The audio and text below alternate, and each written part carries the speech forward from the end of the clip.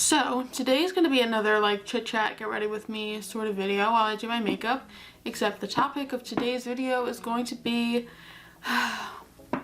my childhood traumas. Yes, everyone, I mean not like serious traumas like anything crazy, but like, well, some of them may be like concerning, but mostly just like really embarrassing things I did as a kid that I still remember to this day very vividly, and they still upset me sometimes in the middle of the night when I'm trying to go to sleep. Yeah, so I'm just gonna do my makeup and talk to you guys about some of the really embarrassing things I did as a kid. Hopefully they're funny to you guys. I tell these all the time now because they're mostly funny. So these stories are like 90% funny and like 10% still kind of painful. But I'm gonna talk about them anyway. Hopefully they're funny. If not, and they're really just sad, then that's gonna be unfortunate. But anyway, we're just gonna jump into it and get started. I'm gonna try to start off with one that isn't so like sad. So yeah, we'll like ease into it. I won't start off with, you know, the worst one. I have a list of everything that I can remember. Some of that I just blocked out completely, but I just said that I was gonna start off with like not the worst one, and the first thing on my list is giving that girl a seizure.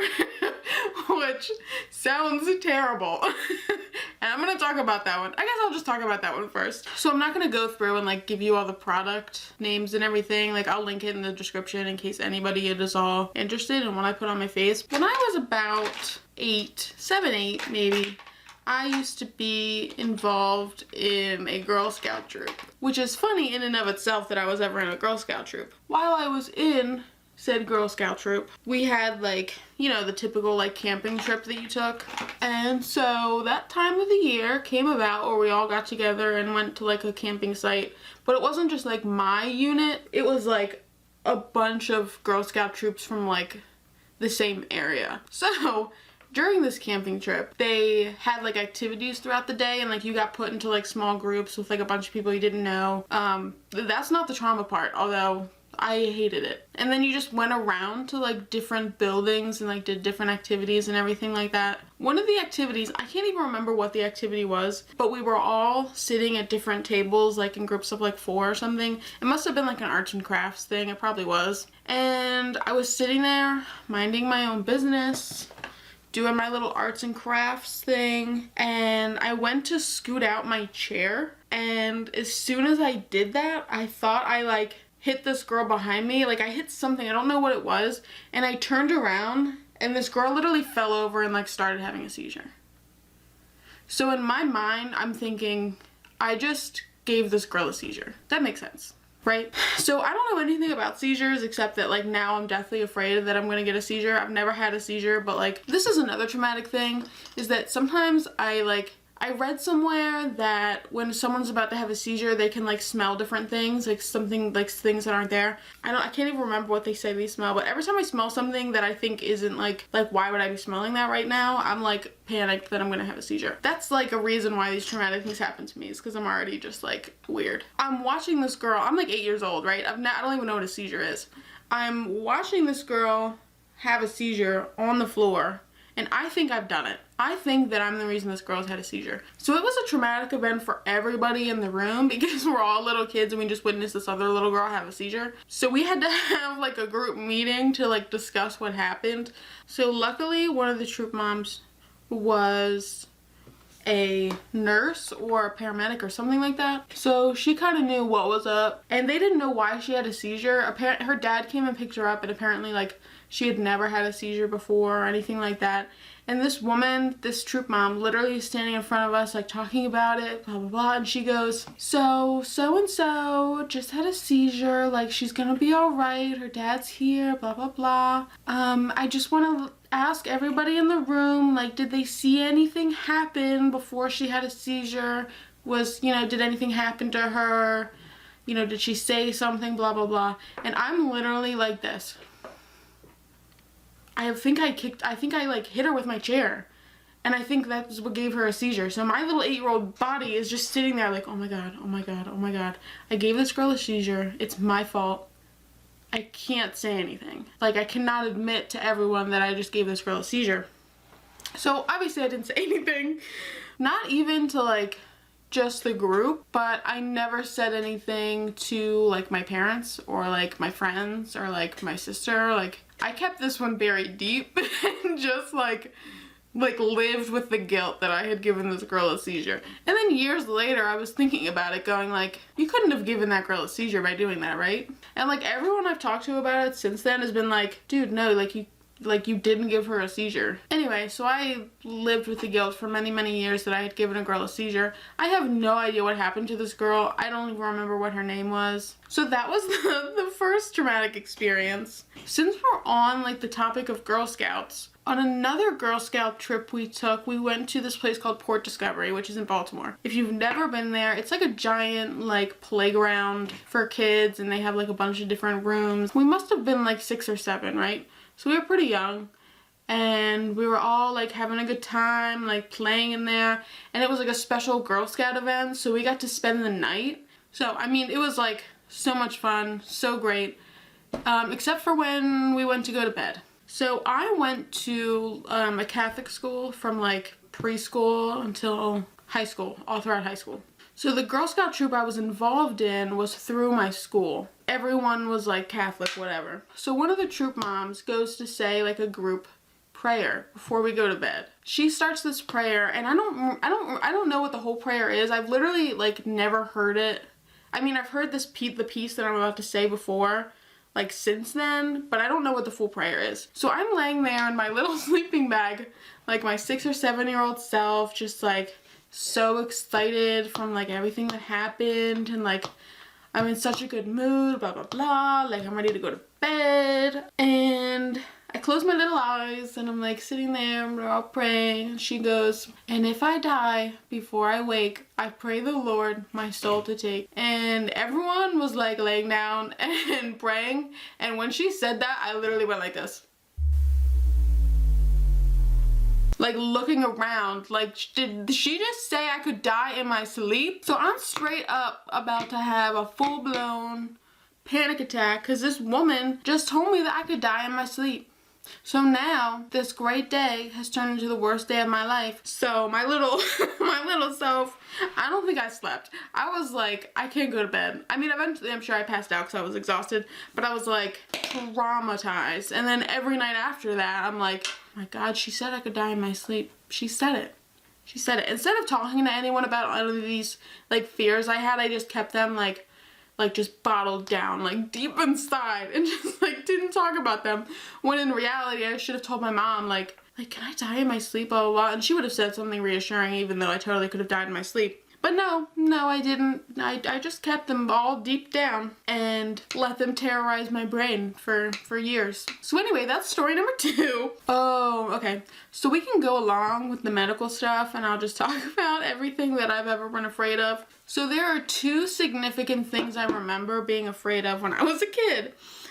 The first, and it's always because somebody blabbed their mouth to me about something scary. First was when I was with my family. My uncle, who is a very smart man, I feel like he knows like a lot of like random like trivia facts, and he just like I feel like he just knows a lot about like everything. I don't know. So we were all hanging out, blah blah blah, and I don't know why, I don't know how he brought this up, but he started talking about the fact that pirates would get scurvy from not getting enough fruits, not eating enough fruit, and getting vitamin C. So immediately he said this, and I was like, in my mind, like, I'm sure I tried to remain calm, but I'm sure my face was like this, because I did not eat fruit.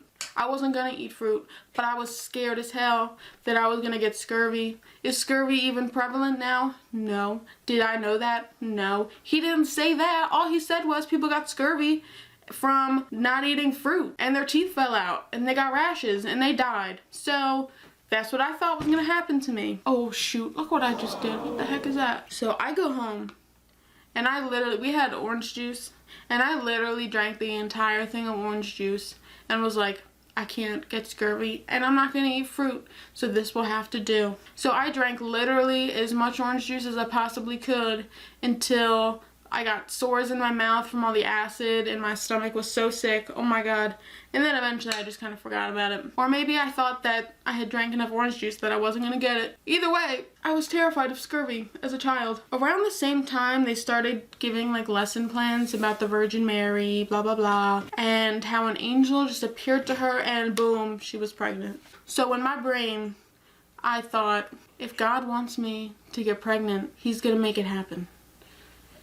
So I was terrified that I was gonna be pregnant. Now keep in mind I had no idea what that even meant. Like I knew it was like, you know, you were pregnant, you had a baby, you gave birth. I didn't really know what giving birth was, but like for some reason I was terrified of it.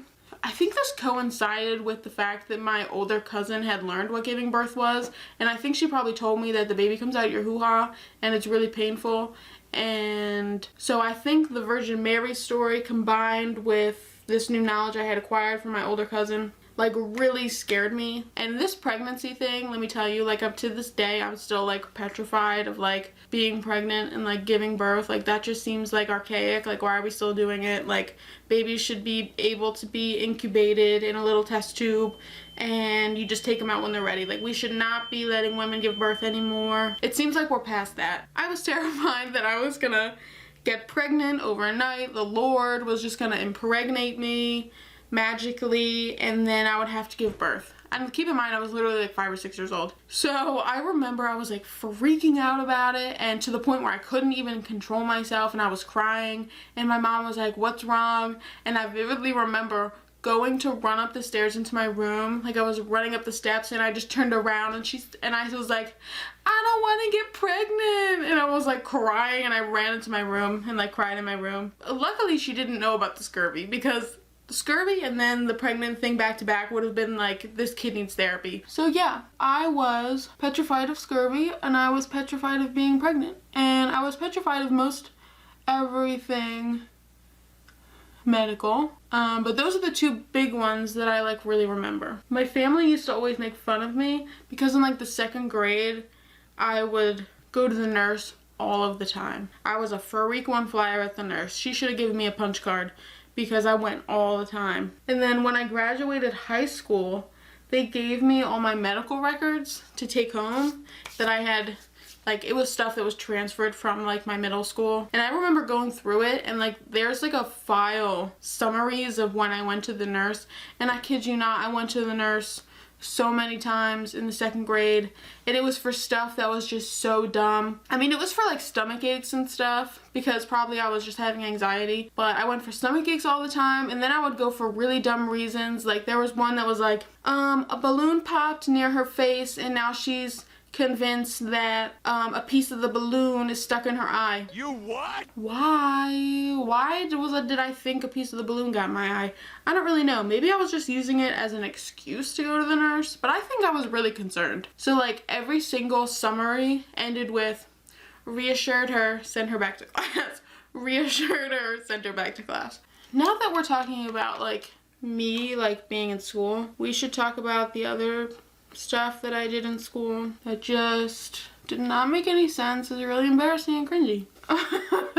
Okay, this is probably one of the more embarrassing things that I did. The other stuff I want to talk about is stuff that kind of just happened to me, but this is the thing that I actively caused in my own life that I caused. Like I did it to myself. So for the longest time I had a crush on this boy. For the sake that I probably ruined his middle school life, I'm not gonna obviously say his name. Yeah, I had a crush on this boy.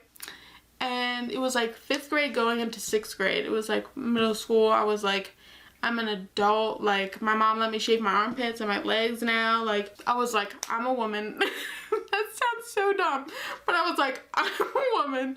I'm so mature. Like I'm so mature. Like I'm so much more mature than these other little children that I go to school with. So I thought to myself, you know, who even cares if somebody finds out that I like this kid, you know? Like I should just be upfront about it, you know? let me tell you, when you looked like me in middle school, you should not have been upfront about liking a boy, because that boy was not gonna like you back, and it was just gonna be embarrassing. And that's literally what happened. I literally told everyone, I was like, oh yeah, I like this boy, yeah, so what, blah blah blah. And then like everyone of course ran and told him, and as soon as they ran and told him, I was like, oh, this was probably a mistake. And instead of me like talking to him or like saying anything about it, or like, obviously he was never gonna come up to me and talk about it, because number one, he didn't like me. Number two, he was not going to talk to me about it, obviously. I wasn't gonna say anything to him about it, because now I realized what I did, and I was not as mature as I thought I was, and was mortified. Keep in mind that I was the only girl in my middle school to do this. I don't think there was ever quite as bad as like a running joke as it was that I liked this kid. So not only was that experience traumatic, but the like thing that it like evolved into was like insane. Like it really like got out of hand. Like it became this whole thing where I was like literally obsessed with this kid. It's not like he ever said anything to me about it. So he was never, I mean, like, I knew he didn't like me, because, like, obviously if he did, like, he would have said something.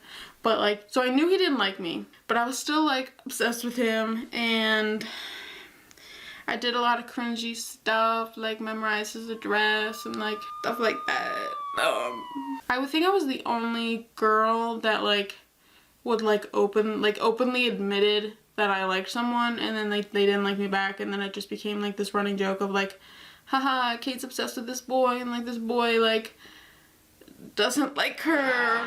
Ooh, anyway, it became a big thing. So that was traumatic. It's funny now, but like at the time it wasn't. Like it was really traumatic. I hope no one I know is watching this, and I especially hope he's not watching this, because that would also be kind of embarrassing. But if he is, sorry I probably like ruined your middle school experience. With me being like a creepy stalker, memorizing your address and shit, like. So I guess now I'll just talk about some other cringy stuff that happened to me, like while I was in middle school, and yeah, it was really just middle school that like this all took place. I'll just get right to the point.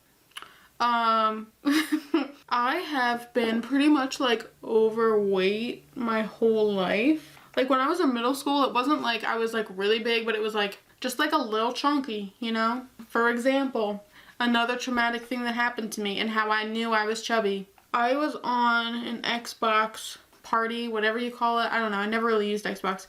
With my friend at the time. She was my best friend at the time. And her brother. I was just like chatting on Xbox with them. One of her older brother's friends joined. And we all went to the same school. He was only like a year older than us. So like we were like still both in middle school at the time. My friend had left to like go to the bathroom or something. And the two boys were talking, and his friend was like, oh, who else is in the party? And he was like, oh, it's my sister's friend, Kate. She was blah, blah, blah. And he was like, yeah, I don't think I know her. So anyway, he goes, oh yeah, I don't think I know her. And he was like, oh, she's like kind of short, blonde hair, like a little chubby, blah, blah, blah. And I'm on here, I'm listening on the headset, right? Like this. Chubby? I mean, I was, but like, to hear a boy say it to another boy and like that's like your distinctive characteristic, is like someone's describing you and they go, you know, the chubby one. It was a little heartbreaking. Yeah, so like I've always been like kind of chubby. Yes, for all you, I was gonna say a word, but I think my Nana, if she ever watches this, she'd be mad at me if I said it. Anyway, so for all you people who like knew me in middle school or high school and you're like watching this to be like, well, let's see what Kate's up to. Yes, I've gained a little weight, okay? I like, when I went to college, I like lost a bunch of weight, and then like, and I was like looking good, fresh, dyed my hair purple, like I was like edgy, cool, like I was taking photos of myself, like I thought I was like cute, and I like had just gotten comfortable with my body, even though I was still like, I was still like chubby, like I wasn't like skinny, but like I had lost some weight, I was comfortable in my body, blah blah blah. And then I started taking antidepressants and just like, but it's okay. Nobody should be, my worth is not tied to what my body looks like. But like when you're in middle school and you're fat, it's like traumatic. Here I was in middle school. Everyone publicly knew that I liked this boy. I was so uncomfortable in my body because I knew I was fat. And like a lot of other traumatic things happened to me in my like childhood, like around the idea of like me being overweight. Like I went to like fat camp once. It wasn't like fat camp fat. It wasn't like they sent me away. It was like I was at my grandmother's house for like summers because my parents worked. Like later we actively called it fat camp. Like we were like, yeah, that was definitely fat camp. So anyway, she used to make me, and keep in mind, this was like when I was like, I wasn't even in middle school yet. Like this was before I was already getting a complex about my body. So she would make us like run laps. She had a big yard, so she would like make us run laps around the yard in order for us to eat. So if I was like, Nana, like give me a Go-Gurt, she'd be like, all right, 3 laps, Chubs, get going. And I'd be like, so anyway, I went to fat camp. That wasn't really fat camp. And then every summer we would go to a public pool. She would make me swim laps so that I could eat lunch. This was like every summer from when I was like a little kid up until like the end of middle school that she was making me do this. Oh, that's dramatic. Anyway, I would have to swim laps in order to eat. So I would literally be like watching the other kids like play games and stuff, and me being like, oh, I can't even play games with them because I'm too fat. Too fat to play games with the other kids. I need to lose weight before I play games with the other kids. So that's probably like where I got my complex from. So in middle school, there weren't many bigger girls or bigger people in general. Like if you were bigger, it was like you were like the 1%ers, you know? There was only like one time where like someone outright called me fat, like to my face. They were like, well, you're fat. And I was like, okay, noted. So that didn't happen like a lot. And like, don't get me wrong, I had a lot of friends who were like really nice to me, and like I definitely wasn't like bullied or anything. But like people would make fun of me for my weight, like either to my face or like behind my back, essentially. One time we were walking back from lunch to go to recess. I was goofing around with this friend I had at the time. Something happened and I tripped and fell. Like hard, like tripped, fell hard, like scraped my whole leg out. Like there's probably still my skin on that sidewalk. You know, I fell. The chubby girl who fell, right? Ha ha ha ha ha. Funny fat girl fell. I was like, wow, that was embarrassing that I fell, and thought that was gonna be the embarrassing part until this boy said, and coincidentally, just to set up what he said, we had been learning about earthquakes. He goes, oh my God, that was like a 7.3 on the Richter scale. This boy said that when I fell, it registered a 7.3 earthquake on the Richter scale. Now, I have to say, looking back on that, that was one of the sickest burns that I've ever heard. Like, that one's good. I still actively say it. Like, my family knows the story. So like I actively use that line. Like it's good. Like I think it's funny. But like when it's you and you're in middle school and you don't like your body and the boy you like hates you and like all this stuff happening, like it's dramatic. But like props to that kid for like using the knowledge he learned in school, right? Like that was like an accurate application of the lesson that he learned. I wish it wasn't a burn on me, but I mean, so yeah, it was traumatic in middle school. It's slightly less traumatic now, mostly just funny at this point. Something I can remember and laugh about, you know, just to make myself feel better, like a little self-esteem boost. Remember that when that boy said that you registered a massive earthquake when you fell? When your fat body fell to the ground? that's sorry, but that's so funny. Oh my God, I hope he probably doesn't even remember he said it. If he does, like, and he's watching this. Oh my God, that would be so funny. Good burn, good burn. You got me. You definitely made me cry that day, but you got me. I'm debating how much I want to say about this now because, like, some of these stories that are connected to, like, getting owned for being fat are like recent. I'm just gonna tell this story even though it was recent. At my job, my current job, the one I work at now, there's this girl that I work with who is like so nice, and I actually really like working with her. She's like probably my favorite person there. but she's just like socially, I don't like, there's some things that are like you probably shouldn't say that, you know? But like, who hasn't been there, am I right? Her and I were both working that day. I work at a library, for those of you who don't know. And there was a patron who called because they lost their ID and they think they left it at the library, blah, blah, blah. And she was talking to me on the phone. All of a sudden, she goes, "Were you talking to so-and-so about missing their license?" And I was like, "Yeah, I was talking to her on the phone." And she was like, "Oh, we found it." And she said that she had been talking to a blonde heavyset girl. "So I thought it was you." She said that to my face. And I just had to go, "Oh, yeah, I did talk to her." But the crazy thing is that I talked to her on the phone. And I am a blonde heavyset girl, but like, how did she know? So yeah, that was traumatic too, but it is what it is. I know I've been talking for a really long time and you're probably like, wow, when is this girl gonna be out of stories? And let me tell you, I will probably never be out of stories. I am gonna do my eyebrows for a second, so I'm not gonna talk because this is stressful. I hate doing my eyebrows because I feel like it either goes really well or I end up looking crazy, and usually it's the latter. So if they're crazy, there's nothing I can tell you. I got bad eyebrows. Honestly, I think that's like almost all of like the traumatic stories I can think of right now. If there's something you want to know more about, feel free to leave a comment. I'm just gonna quickly set my face. Let me just put on some highlight to reflect all the bad memories that I just brought up. I hope this video was funny and you're not sitting there like, wow, this was really sad. I'm really not upset about any of that stuff anymore, even though at the time it was traumatic. If you're one of the people that made fun of me and you watch this, and I don't think you would ever watch it, number one, but also, I also don't think you would feel bad about it. But if you do, just don't reach out.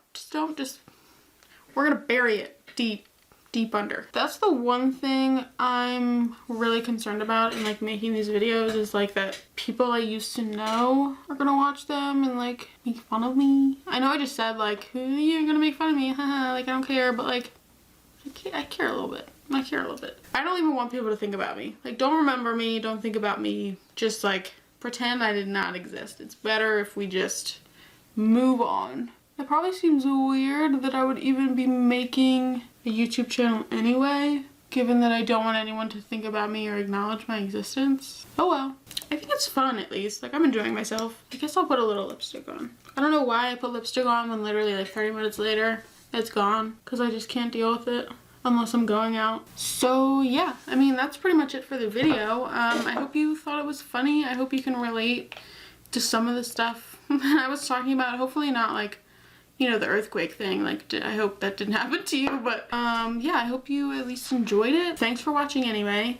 I'm still like in my pajamas. I'm probably not going to do my hair today. This is probably going to be it. But it was fun to at least do my makeup, you know, little self-esteem boost for the day. Like I said, thanks for watching. I hope you stick around and watch some other ones and maybe have some fun. That's for you, Levi.